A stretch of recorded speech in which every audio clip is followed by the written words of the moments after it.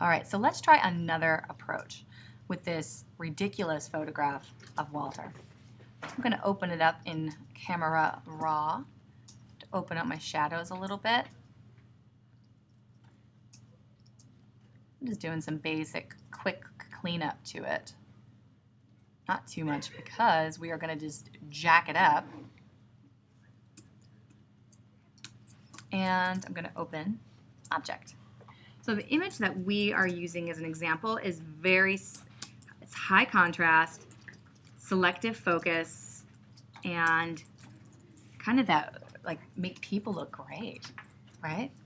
So let's see what we can do with this guy. All right, you guys tell me what you want to do to him. Should we square him off?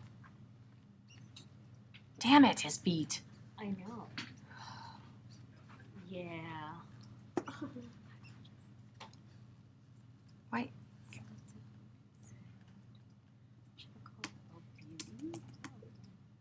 There we go. All right, he fits. He's a square. Bada bing. Now, let's duplicate our background. I'm going to go in, I'm going to desaturate it overall again with the hue saturation. I'm just taking the overall saturation down, and then if I wanted to take one of the colors, I could also take that down by just going into the master. So kind of like that. Yikes. He looks crazy.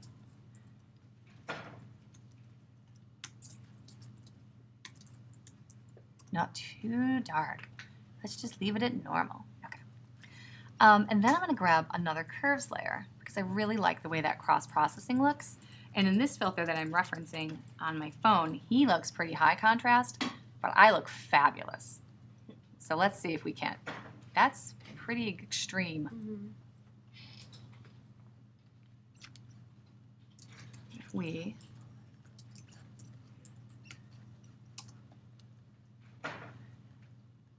change our layer blending modes.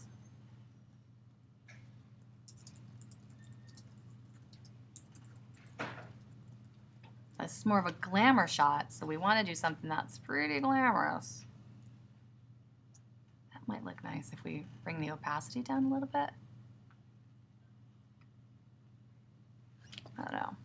None of those scream glamour to me. Let's grab this layer mask here. Grab the brush. Now you've got all sorts of different brushes. If you want to grab a brush with some texture, that will give you kind of another option. Make that a little bigger, and then you can see that I'm painting, quote unquote, hiding and revealing part of that mask. But using this texture, which is going to give me some very cool effects, like those greens and yellows. I'm sorry, and pinks. All right, then I'm going to go to Layer, New Fill Layer, Solid Color. Make it white. Hit the wrong button. Layer, New Fill Layer, Solid Color. White, white. Soft light. Bring it down a little bit. On this, I'm going to paint out corners. I don't care to have that much detail there. Let's bring this brush down a little bit and make sure we get the eyes. So you can see it's uneven, which is kind of producing a cool effect. And if you go too far, you just hit X. Then I'm going to go and make a layer, New Fill Layer, Solid Color. Make it black. Turn it to soft light. And with a cool brush, maybe I'll do this cool brush. I'm going to mask out the center.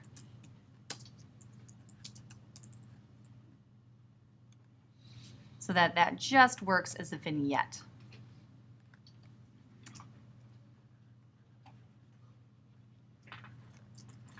And then I'm going to wait.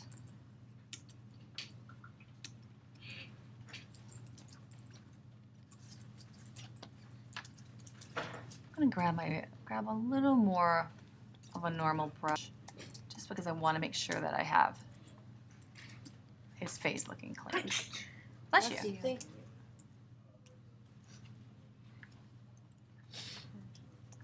you. All right, so now you've got like some kind of fun staining and stuff on here. If it's too aggressive, see where you can kind of see the brush strokes and you don't like that, with this layer mask selected, you can go to Filter, Blur, Gaussian Blur, and what that does will blur the actual mask. So it won't appear so separated, right? So this is before the mask and this is after. See how you can blend it out like that? Before and after. So I kind of like that. I'm going to blur that out quite a bit. And let's add a photo filter to kind of warm him up because he's just not sexy enough yet. You have the photo filters. You can control the density. You can control the color. In this case, I'm going to make it a little more golden. Okay. You have a bunch of presets too. So let's leave that there. Looks good. I like that. Yeah, I think it looks pretty good. Now I want to just sharpen and blur a couple of things, and then I think we're good to go. So I'm going to make a stamp visible at the top of my layer stack, convert it for smart filters,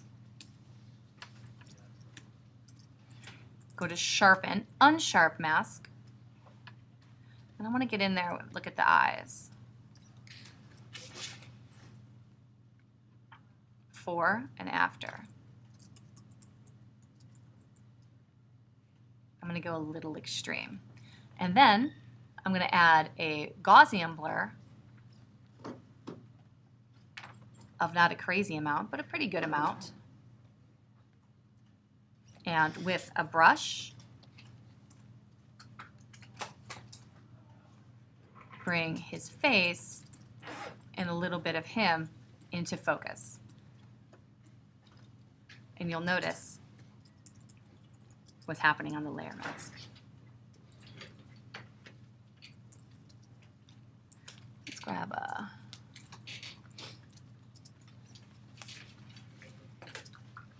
definitely want the, I think it's okay if the eyes, the eyes have to be totally in focus. Then, with that layer selected, we're going to go to Edit. It's not going to let us do it. Yep, right there.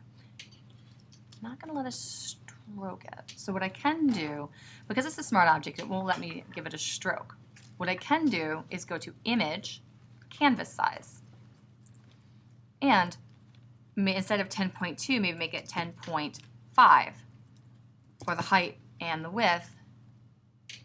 Hit OK. No, it's because when we didn't delete crop pixels. Okay. All right, I got it. What we have to do is go back in and delete the cropped pixels. Because I'm trying to expand the canvas size, and it's like, I'm not letting you do that. Mm-hmm.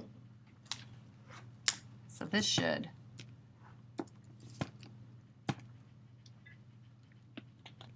Yeah, I think it's because it's a smart object that you're getting this funky stuff all around it. That's okay. I got a way to do that. I have ways to do this. Okay. We're going to do this like probably the funkiest way ever, and there'd be no reason to ever do it this way, but since it's a smart object and I don't want to get rid of that smart object, I'm going to do it this way.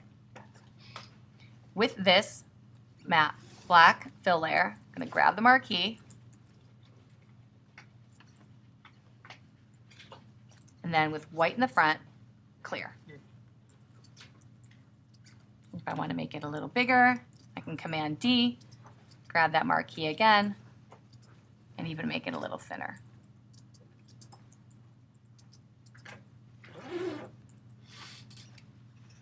Cool? Mm-hmm. And then you can always turn this off and on. You can always change the color of this. Might be nicer to go with white. That turned out pretty well. Does anybody want to add text to it? You can add text. You can add little, you know those icons in Instagram or program over?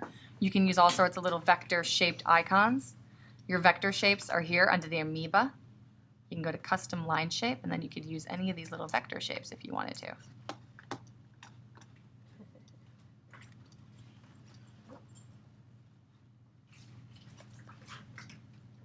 Oops. So there's lots of other things that you can do. But that's another way to try it.